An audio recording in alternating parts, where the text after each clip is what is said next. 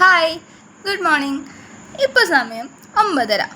10:30 9:30 എന്ന് കൺഫേം ചെയ്ത ശേഷം ഞാൻ നേരെ എൻ്റെ ബസ്സിൻ്റെ അടുത്തേക്ക്. പല്ല് തേപ്പ് കഴിഞ്ഞാൽ നേരെ ചായക്കടുത്തേക്ക്. ഈ വീട്ടിൽ എപ്പോഴും വൈകി എഴുന്നേൽക്കുന്ന വ്യക്തി എന്ന നിലയിൽ രാവിലെ ആരുടെ അടുത്തൊന്നും വലിയ വിലയൊന്നും കിട്ടാവില്ല.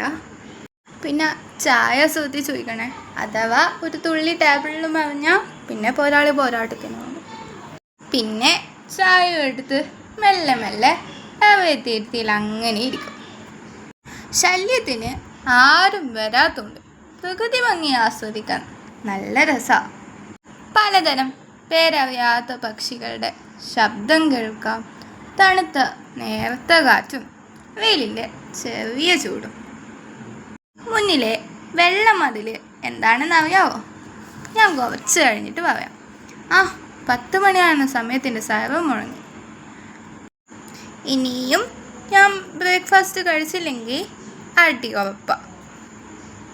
ഇന്ന് ദോശയും വെള്ള ചട്നിയും ആയിരുന്നു കേട്ടോ. പിന്നെ ഫുഡ് കഴിച്ചതിന് ശേഷം കുറച്ച് പണികൾ ചെയ്യാറുണ്ട്. അതുകൊണ്ട് വേഗം കഴിക്കുന്നതാണ് നല്ലത്. അങ്ങനെ ഫുഡടി വേഗം കഴിഞ്ഞതിന് ശേഷം നേരെ ബെഡ്ഷീറ്റ് മടക്കി വെച്ച് അടിച്ചു വാരാൻ തുടങ്ങി. അതൊരു 1.5 അടിച്ചതല്ല. ഇവിടെ എൻ്റെ അനിയന് കുറച്ച് അലർജി ഇഷ്യൂ ഉള്ളതുകൊണ്ട് അവൻ ഇവിടെ എവിടെയല്ലെന്ന് ഉറപ്പ് വരുത്തിയിട്ട് വീട് മൊത്തത്തിലൊന്ന് അടിച്ചു വാരാനും ജനലിലെ പൊടികളൊക്കെ ഒന്ന് മുട്ടിക്കളയാനും പറ്റുള്ളൂ. പൊതുവെ ജോലികളൊക്കെ ചെയ്യാൻ ഞാൻ സ്വല്പം സ്ലോ ആണ്. പിന്നെ കഴിഞ്ഞ വീഡിയോയിൽ ഞാൻ പറഞ്ഞില്ലായിരുന്നു എനിക്ക് ചെറിയൊരു ആക്സിഡൻറ്റ് പറ്റിയെന്ന്. അതിന്ന് കിട്ടിയൊരു ബോണസ് ഉണ്ട്. ഈ കൈ കൊണ്ട് മനസ്സിൽ വിചാരിച്ചത്ര സ്പീഡിൽ ഒന്നും ചെയ്യാൻ പറ്റില്ല. അടിച്ചു വാരാനും എഴുതാനും ഡ്രോയിങ് ചെയ്യാനും മനസ്സിൽ വിചാരിച്ചത്ര സ്പീഡിൽ എന്നെക്കൊണ്ട് പറ്റാവില്ല.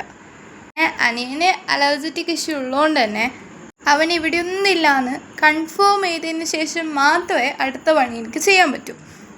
പിന്നെ ചെയ്യരുത് എന്ന് പറഞ്ഞ കാര്യം ചെയ്യാനുള്ള ഒരു പ്രത്യേക കഴിവ് എൻ്റെ അനിയന് കിട്ടിയിട്ടുണ്ട്. അത് നിങ്ങൾക്കുണ്ടോ? അടിച്ചു വാരൽ കഴിഞ്ഞതിന് ശേഷം അമ്മ കഴുകി വെച്ച പാത്രങ്ങളൊക്കെ അതാത് സ്ഥലത്ത് വെക്കൽ എൻ്റെ ഡ്യൂട്ടിയാണ്. എനിക്ക് മാത്രമല്ല, ഇങ്ങനെ കുറച്ച് ഡ്യൂട്ടീസ് എൻ്റെ അനിയനും എനിക്കുമായിട്ട് അമ്മ ഭാഗിച്ചു തന്നിട്ടുണ്ട്. ഇതൊന്നും ചെയ്തില്ലെങ്കിൽ അമ്മ പിന്നെ തിരിഞ്ഞു നോക്കൂല. പിന്നെ വെക്കേഷൻ സമയത്തല്ലേ നമുക്കിതുപോലെ ഹെൽപ്പ് ചെയ്യാൻ പറ്റൂ. അപ്പോൾ പറ്റുന്ന പോലെ കുറച്ച് പണികളൊക്കെ ഇങ്ങനെ ചെയ്യാറുണ്ട്. പിന്നെ ഉച്ചക്കത്തെ ഫുഡടിയൊക്കെ കഴിഞ്ഞതിന് ശേഷം കുറച്ച് സമയം റെസ്റ്റ് എടുക്കും. അപ്പോഴേക്കും സന്ധ്യയായി. ആകാശം പതിയെ ഇരുളു മൂടി തുടങ്ങിയപ്പോൾ വിളക്ക് വെക്കാൻ നേരായി. ഈ ഓറഞ്ചും വൈറ്റും കളർക്കുമ്പോൾ നല്ല ഭംഗിയില്ലേ കാണാൻ? വിളക്ക് വെച്ച് സന്ധ്യാപ്രാർത്ഥനയ്ക്കുള്ള എൻ്റെ സമയമാണിത്.